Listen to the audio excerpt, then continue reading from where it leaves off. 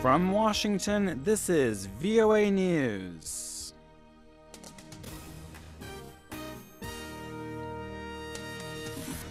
World powers and Iran try to negotiate an extension of nuclear talks, and Burkina Faso's military gets key posts in a new cabinet. I'm Michael Lipin. The United States and other world powers are discussing whether to extend negotiations with Iran aimed at curbing the Islamic nation's nuclear development program. The parties had set a deadline of Monday to conclude a deal. A senior U.S. official says Secretary of State John Kerry suggested the deadline extension to his Iranian counterpart, Foreign Minister Mohammad Javad Zarif, when they met on Sunday in Vienna. The United States and its partners in the talks, Britain, China, France, Germany, and Russia, are trying to reach a deal that would prevent Iran from developing a nuclear weapon. In exchange, the world powers would lift some of the international sanctions that have weakened the Iranian economy. Burkina Faso's military has held on to prominent positions in a new cabinet unveiled on Sunday, 3 weeks after seizing power in the midst of a popular uprising against the government. Lieutenant Colonel Zida will remain Prime Minister and also take over as Defense Minister. The Burkina Faso military also will have control of the ministries of Interior, Territorial Administration, and Sports.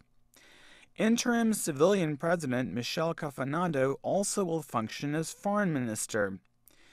Burkina Faso's former president Blaise Compaoré was forced from power by mass protests in October after trying to amend the constitution to prolong his 27-year rule. The military, led by Colonel Zida, then assumed control of the country, but the African Union pressured it to cede power to a civilian president who will rule until elections in 2015.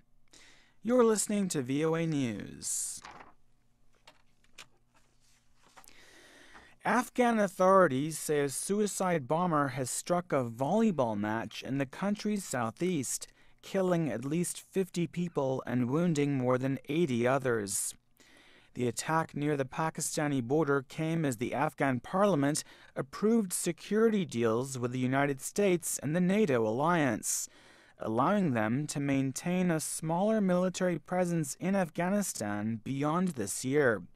Ayaz Gul has more from Islamabad. Authorities in the Afghan province of Paktika, where Sunday's bombing occurred, say most of the victims are civilians, including children. Speaking by phone, a provincial spokesman, Mukhlis Afghan, described the incident to VOA.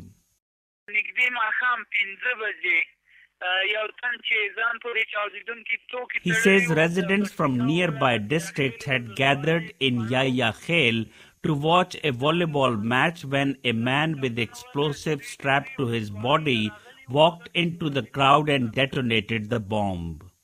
The spokesman says the powerful explosion instantly caused most of the deaths, and those seriously wounded were being flown to hospitals in the provincial capital. Paktika is one of the Afghan border regions in the east where insurgents of the Haqqani Network have an active presence. The al-Qaeda-linked militant group is fighting US-led allied forces alongside the Taliban. Ayaz Gul for VOA News, Islamabad.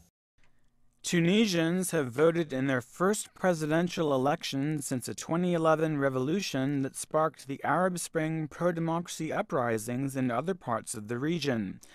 Sunday's vote marked a long-awaited completion of a transition to democracy after Tunisians overthrew dictator Zine El Abidine Ben Ali 3 years ago. Official election results have not been released, but Tunisian authorities allowed representatives of political parties to unofficially tally votes for their candidates. A campaign manager for presidential candidate Beji Caid Essebsi said the 87-year-old political veteran has emerged as the front-runner, but likely will face a runoff contest next month. The Israeli cabinet has approved a controversial legislative proposal that would declare Israel to be the nation-state of the Jewish people. The nationalist-dominated cabinet approved the measure on Sunday. The measure must still be approved by the Israeli parliament to become law. The bill calls for recognizing Israel's Jewish character and institutionalizing Jewish law, while downgrading the role of Arabic from an official state language to one with a special status. Critics say the legislation would undermine the democratic character of Israel, where Arabs comprise about 20% of the population. Israeli Prime Minister Benjamin Netanyahu favors the measure, saying it would uphold the individual rights of all Israeli citizens. I'm Michael Lipin. That's the latest world news from VOA.